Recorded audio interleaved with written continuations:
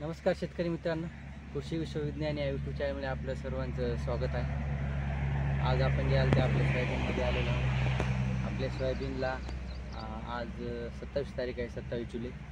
तर उद्या आपल्या सोयाबीनला जे आहे ते महिना होत आहे.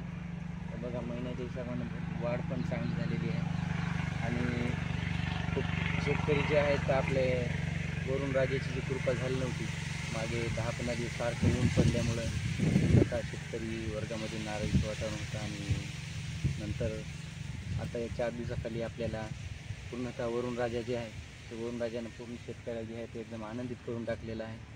कारण या 2-3 दिवसामध्ये भरपूर पाऊस झाला. आपण बघत आहोत जे पीक आहे ते कसे हिरवेगार झालेले आहेत. तर पाऊस या 2 दिवसामध्ये भरपूर अख्ख्या महाराष्ट्रामध्ये पडलेला आहे आणि 28-29 जुलैपासून पावसाची विघटित होणार आहे. आपले हवामान तज्ज्ञ पंजाब टॅक्स साहेब ते जे आहे ते सांगत आहेत. तर या 4 दिवसाच्या पावसामुळे शेतकरी जे आहे ते पूर्णतः एकदम आनंदी झालेला आहे आणि पिकं पण त्याची एकदम चांगली झालेली आहे. आपली सोयाबीन जे आहे ते एका महिन्यात सोयाबीन आहे. त्याही वाढ पण चांगली आहे आणि आपण याला कोळपी पण दिलेली होती. त्यामुळे त्यामध्ये गवत नाही, काही नाही. आणि तिकडं जे क्षेत्र बघता तिकडं पण आपलं सोयाबीन आहे.